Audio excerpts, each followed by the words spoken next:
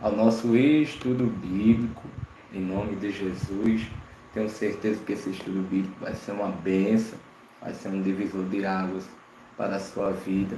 Tenho certeza que você será edificado, você será edificada através desse estudo bíblico. Deixa eu aproveitar esse momento agora para compartilhar esse estudo bíblico com outras pessoas, para que o nome de Deus seja glorificado e exaltado em nome de Jesus. Então, indo aqui, deu uma saidinha, mas voltamos agora. Deu uma saidinha, mas voltamos agora, para a glória de Deus. Vamos começar o nosso estudo bíblico. Tenho certeza que Deus vai falar ao seu coração. O nome dele vai ser glorificado através dessa live. E quero aproveitar e convidar você para compartilhar para outras vidas, né? Para que outras vidas sejam edificadas, outras vidas sejam abençoadas, outras vidas aí sejam edificadas para a glória de Deus, em nome de Jesus. Então você que está chegando aí agora, já deixa o seu like, deixa o seu gostei, não esquece, né? Para que outras pessoas sejam edificadas em nome de Jesus. Já chega aí compartilhando com outras pessoas, para que outras pessoas sejam edificadas. Nós sabemos que o YouTube aí teve algumas atualizações esses dias, então algumas atualizações que o YouTube faz, às vezes tem atualizações que acabam retendo, né, o número de pessoas que podem estar aí nos acompanhando. Mas vamos seguir em frente, dependendo da quantidade de pessoas que possam entrar hoje junto conosco. Vamos continuar firme aqui para que o nome de Deus seja glorificado e exaltado em nome de Jesus. Amém? Vamos orar em nome de Jesus, orar agradecendo a Deus por mais um dia, por estarmos aqui, né, estudando a palavra dele, para que o nome dele seja glorificado. Quem está entrando aqui agora, aproveita aí, em nome de Jesus, já deixa o seu like, tá certo? Não esqueça de deixar o like, para que o nome de Deus seja glorificado e exaltado em nome de Jesus. Amém? Já tem 118 pessoas conosco, então aproveita 118 que está conosco aí para deixar o seu like, se assim Deus permitir, em nome de Jesus. Damiana já está aqui conosco, então vamos orar em nome de Jesus, iniciando esse nosso estudo para a honra e glória do Senhor. Pai, queremos colocar diante de Ti esse estudo, pedimos ao Senhor que muitas vidas sejam alcançadas, muitas vidas sejam edificadas, pessoas que não são inscritas nesse canal passem a se inscrever. Pai, peço ao Senhor também que o Senhor possa nos dar o direcionamento daquilo que o Senhor quer falar conosco, principalmente nesse estudo de hoje, Senhor. Nós sabemos que o tempo voa, as horas correm, mas queremos, Pai, dar o nosso melhor nesse estudo bíblico, assim como tenho dado, Senhor. O Senhor tem visto quanto tempo eu tenho parado para estudar, se aprofundar cada vez mais, para trazer o melhor para essas pessoas que estudam conosco. Então faz tua vontade sobre nós, o teu querer, em nome do Pai, do Filho e do Espírito Santo de Deus. Amém, glória a Deus. Amém? Mateus capítulo 12, não é isso? Mateus capítulo 12. Vamos lá. Vamos ler o versículo. Antes, gente, eu gostaria de dizer para vocês que Mateus capítulo 12 nos revela o confronto de Jesus com os fariseus. Mateus capítulo 12 também mostra aqui a sua compaixão pelos necessitados, o poder do Espírito Santo e o perigo da incredulidade. Esse capítulo aqui também nos ensina a reconhecer a verdadeira vontade de Deus e a importância de um coração rendido a Cristo. Capítulo 12, versículo 1 de Mateus. Vamos ler em nome de Jesus. Capítulo 12, versículo 1. Por aquele tempo, Jesus estava caminhando pelos campos de cereal no sábado. Seus discípulos, sentindo fome, começaram a colher espigas e comê-las. Versículo 2. Alguns fariseus os viram e protestaram: veja, seus discípulos desobedecem à lei, colhendo cereal no sábado. Versículo 3. Jesus respondeu: vocês não leram nas Escrituras o que fez Davi quando ele e seus companheiros tiveram fome? Ele entrou na casa de Deus e com seus companheiros comeram os pães sagrados que só os sacerdotes tinham permissão de comer. Versículo 5. E vocês não leram na lei de Moisés que os sacerdotes de serviço no templo podem trabalhar no sábado? Versículo 6. Eu lhes digo, há alguém aqui maior que o templo. Versículo 7. Vocês não teriam condenado meus discípulos inocentes se soubessem o significado das Escrituras. Quero que demonstrem misericórdia e não que ofereçam sacrifícios, pois o Filho do Homem é Senhor até mesmo do sábado. Gente, então, preste atenção aqui para vocês entenderem. O que é que acontece? Versículo 1 e 2, a gente vê aqui um momento que os discípulos colhem espigas nos sábados e aí os fariseus criticam eles. Quando a gente vai do versículo 3 ao versículo 8, a gente vê Jesus, ele responde essa dúvida, né, dos fariseus, essas críticas dos fariseus. Jesus, ele responde com exemplos de Davi e dos sacerdotes, mostrando que a misericórdia é mais importante que o sacrifício. Versículo 9 e 14, vamos ler aqui. Daqui a pouco eu trago mais detalhes. Versículo 9 e 14. Então Jesus foi à sinagoga local, onde viu um homem que tinha uma das mãos deformadas. Os fariseus perguntaram a Jesus: a lei permite curar no sábado? Esperavam que ele dissesse sim, para que pudessem acusá-lo. Versículo 11. Jesus respondeu: se um de vocês tivesse uma ovelha e ela caísse no poço no sábado, não trabalharia para tirá-la de lá? Versículo 12. Quanto mais vale uma pessoa que uma ovelha. Sim, a lei permite que se faça o bem no sábado. Versículo 13. Em seguida disse ao homem: estenda a mão. Ele a estendeu e ela foi restaurada e ficou igual a outra. Versículo 14. Então os fariseus convocaram uma reunião para tramar um modo de matá-lo. Então o que acontece? No versículo 9 ao 14, Jesus, deixa eu botar aqui que o vento está levando. No versículo 9 ao 14, Jesus cura um homem com a mão ressequida no sábado, e os fariseus conspiram contra Jesus porque Jesus fez isso no sábado. Então o que é que nós aprendemos aqui? Do versículo 1 ao versículo 14. Jesus ensina aqui um resumão. Jesus ensina que o sábado ele não deve ser um peso, mas um dia de restauração. A gente percebe que a crítica dos fariseus estava centrada nas regras, enquanto Jesus estava preocupado com as necessidades humanas. Então Jesus nos lembra aqui nesses versículos que a misericórdia e o amor são mais importantes do que as tradições religiosas. Gente, existem regras que são direcionadas, que é chamado de princípios de Deus. E existem regras que não faz parte do princípio de Deus e não passa de tradições religiosas. Então o que é que acontece? Jesus aqui nos lembra que a misericórdia e o amor são mais importantes do que as tradições religiosas. Então o que é que acontece? O descanso, como era considerado o sábado, o descanso deve ser para a nossa restauração. E quando alguém precisa de ajuda, esse é o momento de praticar o bem. Não importa o dia, se for na segunda, na terça, na quarta, na quinta, na sexta, no sábado e domingo, não importa o dia.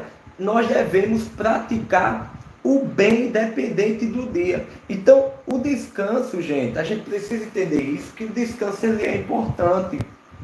O descanso ele é importante. Seja bem-vindo, Adriel. O descanso é importante. Mas a prioridade de Jesus é o bem-estar dos outros.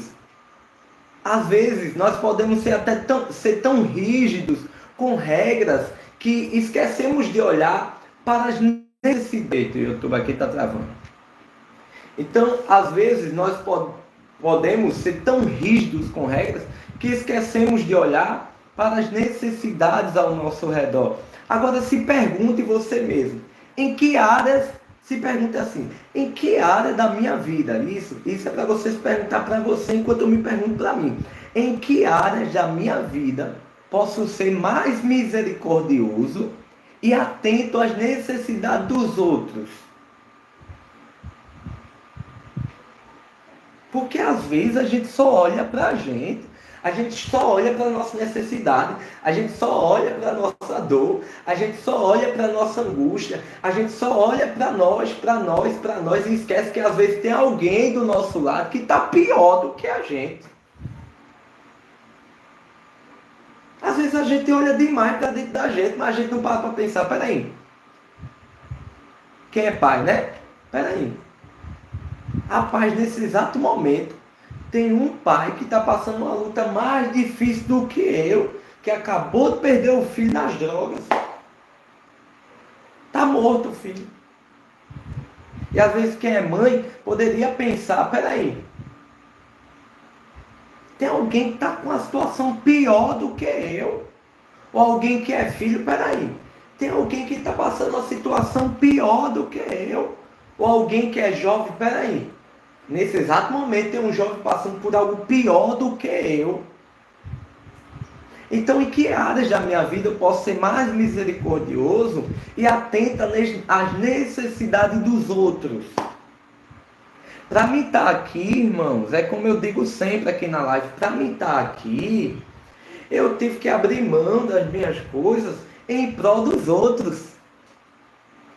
Eu tive que abrir mão de trabalhar pela manhã no outro dia, para ter mais tempo de estudar a palavra, para que depois da faculdade eu venha aqui e passe algo melhor para você.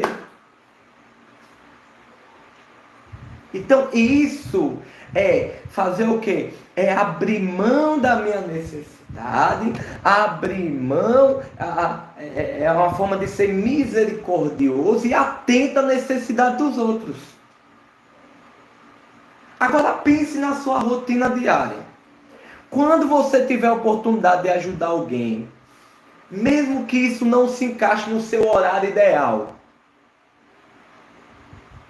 como você pode praticar misericórdia assim como Jesus fez? Quando você tiver a oportunidade, como?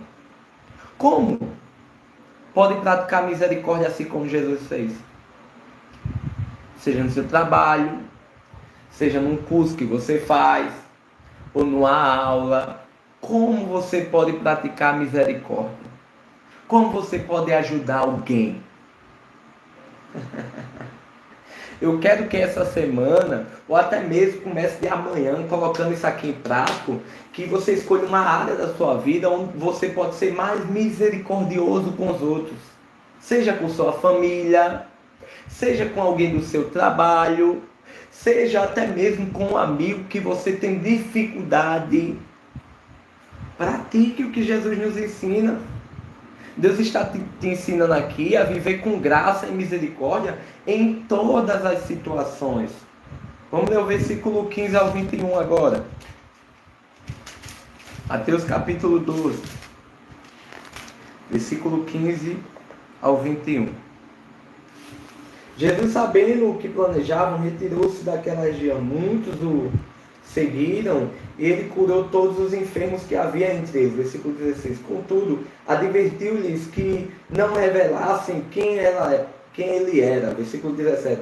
Cumpriu-se assim a profecia de Isaías a seu respeito. Versículo 18.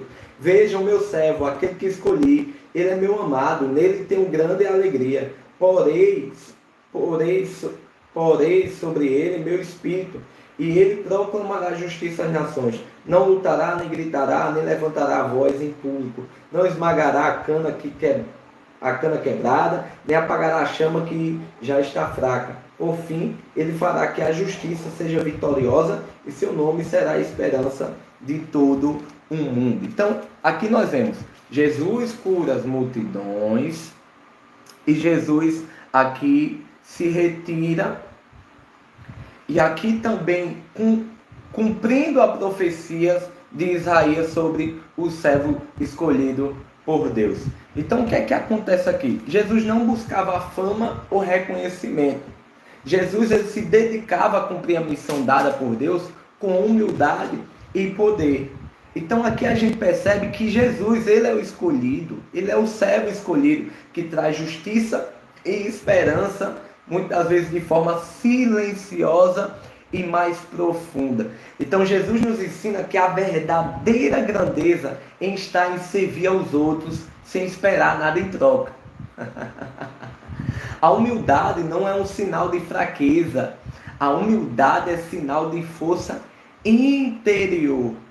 Muitas vezes nós buscamos reconhecimento pelos nossos atos. Jesus nos ensina aqui a focar no chamado de Deus, sem nos preocuparmos com o aplauso humano. Quando eu faço ação social, quando eu posto para que outras pessoas sejam incentivadas a fazer, eu não estou postando para ninguém ficar dizendo, ei, gostei, bonito, eu não estou postando para isso não. O que eu estou postando é para incentivar quem está do outro lado a ajudar de alguma forma, seja o projeto da gente, ou seja a pessoa mesmo se levantar e fazer, sem esperar nada em troca. Mas tem gente que confunde, acha que eu estou fazendo por marketing. Não é por marketing não, é para que outras vidas sejam edificadas, abençoadas e o nome de Deus seja glorificado. Eu não fico esperando aplauso não. Paulo disse, se eu fosse esperar de alguma coisa, de alguém, alguma coisa aqui da terra, Paulo disse, miserável homem que sou, e eu não espero nada daqui da terra não. Não espero reconhecimento de autoridade, de governo, de deputado, de fulano, de A, de B, de C. Não, meu reconhecimento eu espero de Deus. Aí eu pergunto para você, eu estou buscando a glória de Deus em minhas ações? Isso aqui é para você se refletir dentro de você. Eu estou buscando a glória de Deus em minhas ações? Ou estou procurando só o reconhecimento das pessoas? Eu lembro que quando eu congregava numa igreja, eu lembro que as pessoas serviam na igreja só para mostrar para o pastor, sabendo que aquele ano seria o ano de consagração, e a pessoa fazia questão de mostrar, de ficar ali quando o pastor aparecesse, a pessoa servisse só para querer o reconhecimento do pastor. E quando o pastor não estava, as pessoas não faziam. Aí sobrava para quem? Para mim fazer. Porque as pessoas só queriam fazer quando o pastor estava. Então lembre-se de quando você ajudou alguém sem esperar nada em troca. Ou seja, você já ajudou alguém sem esperar nada em troca? Pronto, lembre-se disso. Como essa atitude de humildade reflete o caráter de Cristo em você? Como? Como isso reflete o caráter de Cristo em você? Então essa semana, busque um momento para servir sem querer reconhecimento. Deixe de lado a necessidade de aplausos e foque em agradar a Deus com suas ações. Amém? Deus está derramando o Espírito dele sobre você para cumprir o propósito dele.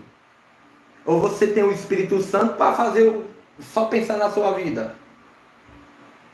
Deus colocou o Espírito Santo dentro de você, não foi só para fazer o que você gosta não, o que você quer não. É para cumprir o propósito de Deus, que Deus tem com você.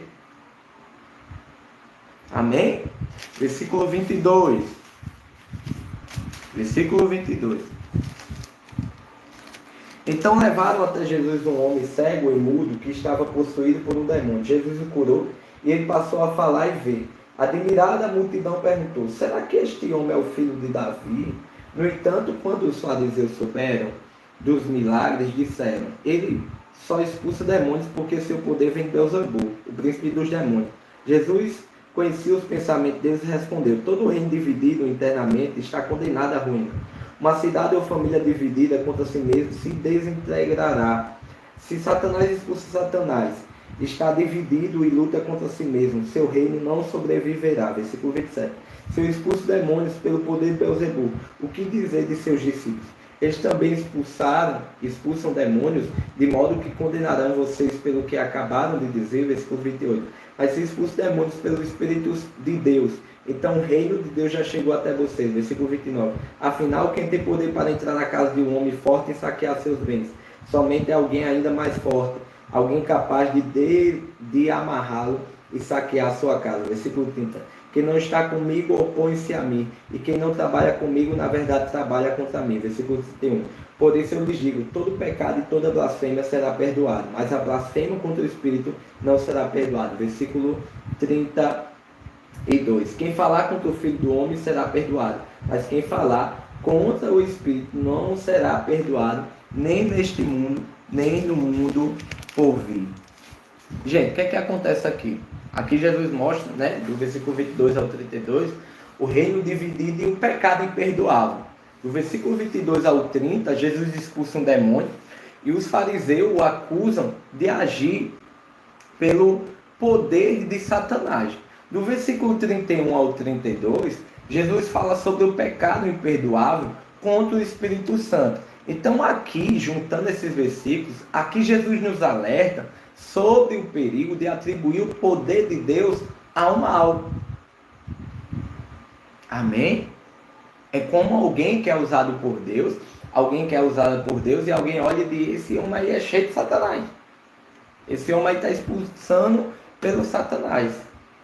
Então, aqui Jesus nos alerta sobre o perigo de atribuir o que Deus está fazendo ao mal. E a gente vê também o pecado imperdoável, não é um erro ocasional, mas a rejeição contínua da obra do Espírito Santo. Porque quando persistimos em resistir a Deus, o nosso coração ele pode se tornar tão endurecido que não conseguimos mais ouvir a voz de Deus. Quando se trata aqui do pecado imperdoável, que tem gente que diz assim, eita, eu blasfemei falei mal de uma mulher de Deus ou de um homem de Deus. Ou seja, será que eu blasfemei contra o Espírito Santo? Será que tem pecado para mim? Entenda, só do fato de você ficar preocupado em saber se você pecou ou não contra o Espírito Santo, isso não quer dizer que você cometeu o pecado de blasfemar contra o Espírito Santo. Porque quem comete o pecado de blasfemar contra o Espírito Santo não tem dentro de si essa preocupação. Está nem aí, blasfema e ponto final. Não está nem aí preocupado em... então se você, em algum momento, você fala assim, será que eu blasfemei? Você reflete, então isso é sinal que você não blasfemou contra o Espírito Santo. Amém? Então isso é um sinal aqui, a sensibilidade espiritual. Né? Pergunte-se a si mesmo, as áreas da minha vida, onde é que eu estou resistindo à direção do Espírito Santo nas áreas da minha vida? Como eu posso ser mais receptível à sua voz, receber melhor a sua voz, a voz do Espírito Santo? Então pense em situações onde você já ignorou a voz de Deus, ou resistiu ao seu chamado, não quis viver o seu chamado. Como você pode mudar esse comportamento? Então que essa semana você esteja atento todos os dias. Amém, Fabiana? Seja bem-vinda. Se inscreve aí e deixa o like. Então, todos os dias esteja essa semana atento à voz do Espírito Santo em sua vida. Quando sentir que o Espírito Santo está lhe direcionando, não resista. Vá e faça. Obedeça e veja como ele pode transformar as suas ações. Amém? Então o reino de Deus está operando em sua vida e eu creio que através dessa live ele está transformando a sua realidade em nome de Jesus. Versículo 33 ao 37, vamos lá. Uma árvore é identificada por seus frutos. Se a árvore é boa, os frutos serão bons. Se a árvore é ruim, os frutos serão ruins. Raça de víboras, versículo 34. Como poderiam homens maus como vocês dizer o que é bom e correto? Pois a boca fala do que o coração está cheio. Versículo 35. A pessoa boa tira coisas boas do tesouro de um coração bom. E a pessoa má tira coisas más do tesouro de um coração mau. Versículo 36. Eu lhes digo, no dia do juízo vocês prestarão contas de toda a palavra inútil que falarem. Versículo 37. Por suas palavras vocês serão absolvidos, e por elas serão condenados. Olha que forte aqui. Olha que forte esse versículo, gente. Olha que forte. Aqui do versículo 33 ao 37, a gente vê a questão da árvore e seus frutos. Né? Do versículo 33 ao 37, Jesus ensina que nossas palavras revelam o nosso coração. Ou seja, a boca fala, as atitudes falam, aquilo que o coração está cheio. Então Jesus ensina que nossas palavras são um reflexo direto do nosso coração. Se o nosso coração está cheio de fé, está cheio de amor, nossas palavras serão palavras que abençoarão os outros. Mas se o meu coração está cheio de amargura, cheio de raiva, nossas palavras destruirão os outros. Então as palavras, elas são poderosas e podem tanto construir ou destruir. E precisamos fazer o quê? Examinar nossos corações frequentemente. É importante que venhamos refletir, é vital que refletirmos sobre nossas palavras. Pergunte-se para si mesmo: minhas palavras refletem o amor e a paz de Deus? Como posso ser mais cuidadoso com o que digo, com o que falo? Lembre-se agora de uma conversa recente sua, onde suas palavras não foram tão edificadas, tão edificantes, quanto poderia ter sido. Se lembre agora numa roda de amigos, de pessoas, recente, onde suas palavras não foram tão edificantes, quanto poderiam ter sido. E agora eu pergunto para você, o que você poderia ter dito de maneira mais amorosa?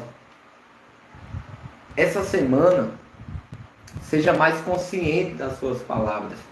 Sempre que possível, escolha palavras que tragam edificação e vida para os outros. Versículo 38, vamos lá. Em nome de Jesus. Versículo 38. Alguns dos mestres da lei e fariseus vieram a Jesus e disseram: Mestre, queremos que nos mostre um sinal de sua autoridade. Jesus, porém, respondeu: Vocês pedem um sinal porque são uma geração perversa e adúltera. Mas o único sinal que lhes darei será o do profeta Jonas. Pois assim como Jonas passou 3 dias e 3 noites no ventre do grande peixe, o Filho do Homem ficará 3 dias e 3 noites no coração da terra. Vamos ler o versículo 41. No dia do juízo, os habitantes de Nínive se levantarão contra esta geração e a condenarão, pois eles se arrependeram de seus pecados quando ouviram a mensagem anunciada por Jonas. E vocês têm à sua frente alguém maior que Jonas. Versículo 42. Vou ler o versículo e já trago a explicação. A rainha de Sabá também se levantará contra essa geração no dia do juízo e a condenará, pois veio de uma terra distante para ouvir a sabedoria de Salomão. E vocês têm à sua frente alguém maior que Salomão. Versículo 43. Quando o espírito impuro deixa uma pessoa, anda por lugares secos à procura de descanso, mas não o encontrará. Versículo 44 em diante. Então diz: voltarei à casa da qual saí. Ele volta para a sua antiga casa e encontra vazia, varrida e arrumada. Versículo 45. Então o espírito busca outros 7 espíritos piores que ele, e todos entram na pessoa e passam a morar nela, e a pessoa fica pior que antes. Assim acontecerá com esta geração perversa. Versículo 46 em diante. Enquanto Jesus falava à multidão, sua mãe e seus irmãos estavam do lado de fora, pedindo para falar com eles. Versículo 47. Alguém disse a Jesus: sua mãe e seus irmãos estão lá fora e querem falar com o Senhor. Versículo 48. Jesus respondeu: quem é minha mãe? Quem são meus irmãos? Versículo 49. Então apontou para seus discípulos e disse: vejam, estes são minha mãe e meus irmãos. Versículo 50. Quem faz a vontade de meu Pai no céu e meu irmão é meu irmão, minha irmã e minha mãe. Então o que é que acontece, gente? Do versículo 38 ao 42, a gente vê aqui o pedido de um sinal. A gente viu um pedido de um sinal. Então, do versículo 38 ao 42, Jesus diz que o único sinal será o de Jonas. Porque as pessoas, hoje em dia, pedem sinais, esperando evidência de que Deus está naquele negócio, esperando evidência de que Deus está presente naquele negócio. Mas Jesus nos ensina que a maior prova da sua autoridade não está em milagres visíveis, mas na transformação interior que Ele realiza em nossas vidas. Então entenda, a verdadeira fé não depende de milagres. A verdadeira fé depende de um coração entregado a Jesus Cristo. Tem muitas pessoas que vão numa igreja e dizem assim: Senhor, me dá um sinal de que essa igreja tem um Senhor no centro. Isso não é fé não, irmão. Não é fé não. A Bíblia fala: onde tiver 2 ou 3 reunidos em meu nome, ali eu estarei. E tem gente que diz, eita, olha o sinal que Deus não está aqui, eu não me arrepiei. Isso não é fé não, irmão. Fé é eu estar no ambiente, mesmo que eu não me arrepie, mesmo que eu não sinta de forma sentimentalista na alma, eu entender que eu tiver 2 ou 3 reunidos no nome de Jesus, ali ele está presente. Isso é a verdadeira fé. Porque a verdadeira fé em Cristo não depende de sinais. Não depende de sinais. Então pergunte-se a si mesmo, estou esperando sinais visíveis? Sinais visíveis é o que eu possa ver. Sinais visíveis, ou estou confiando na transformação interior que Jesus realiza dentro de mim? Então pense em uma área da sua vida onde você pode confiar mais em Deus sem precisar de um sinal, seja ele físico ou seja um sinal visível. Que essa semana você faça algo que demonstre verdadeira fé, sem buscar sinais ou evidências físicas. Apenas confie na obra de Deus em sua vida. Deixa eu adiantar aqui um pouquinho. Do versículo 43 ao 45, a gente vê aqui a volta do espírito imundo.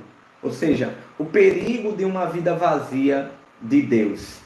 Então Jesus aqui do versículo 43 ao 45, Jesus alerta que se nos livrarmos do mal, mas não preenchermos nossas vidas com o Espírito Santo, podemos acabar em uma condição ainda pior. Ou seja, a verdadeira mudança começa com a plenitude de Deus em nosso coração.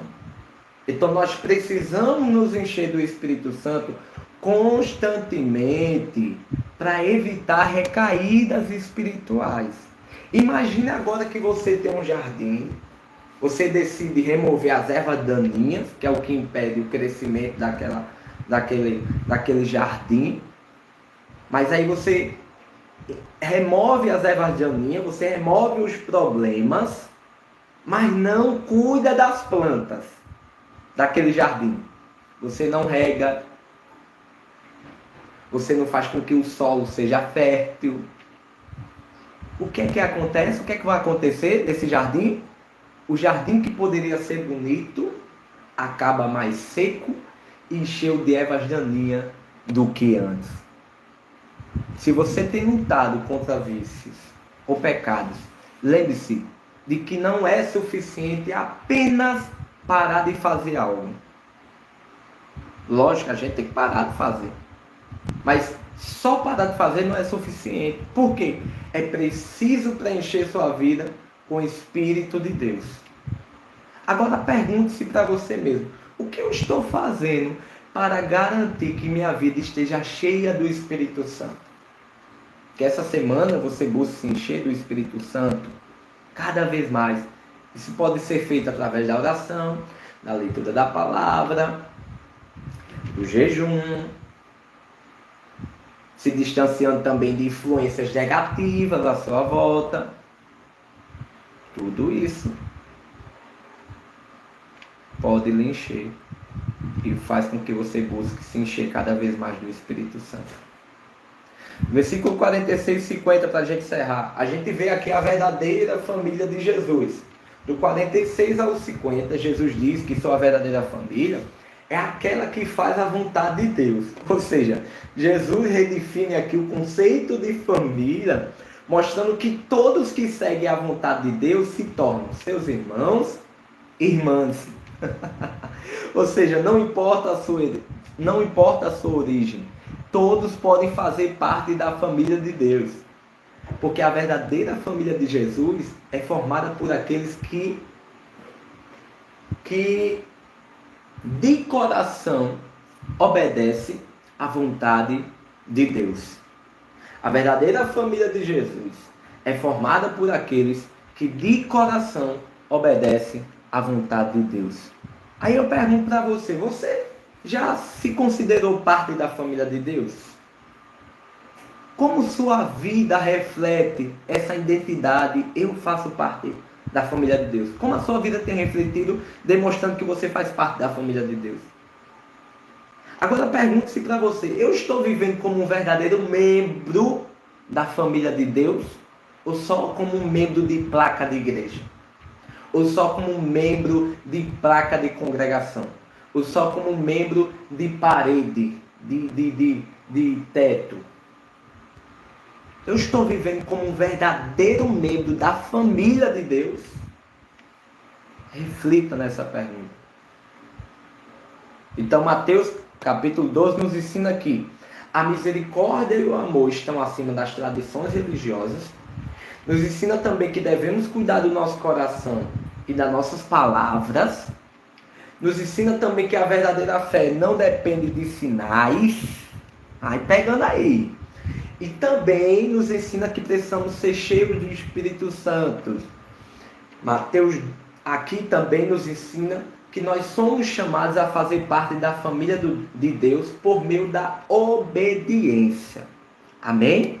Amém mesmo? Então deixa eu orar. Senhor, ajuda-nos a viver com amor. Ajuda-nos a viver com misericórdia. E ajuda-nos a viver com compromisso contigo, Senhor. Que possamos ser servos fiéis, permanentes à tua família. Em nome de Jesus. Em nome de Jesus. É o que eu te peço e te agradeço. Em nome de Jesus. Amém. Amém, irmãos? Quem puder, tira um print. Quem estiver aqui no YouTube, tira um print agora. Quem estiver aqui no Google Meet, tira um print agora para a gente compartilhar nas redes sociais e trazer mais pessoas para fazer parte da família de Deus em obediência a isso aqui. E isso que a gente está fazendo aqui de parar para estudar em obediência à palavra de Deus. Então isso significa que eu faço parte da família de Deus quando eu ando em obediência à palavra de Deus, em nome de Jesus. Amém? Então Deus abençoe vocês poderosamente. Até amanhã, se Deus permitir. E eu conto com vocês no estudo de Mateus capítulo 13, se assim Deus permitir, em nome de Jesus. Vão na paz. Deus abençoe vocês. Não se esqueça de se inscrever aqui no canal, viu? Em nome de Jesus. Deixa o like.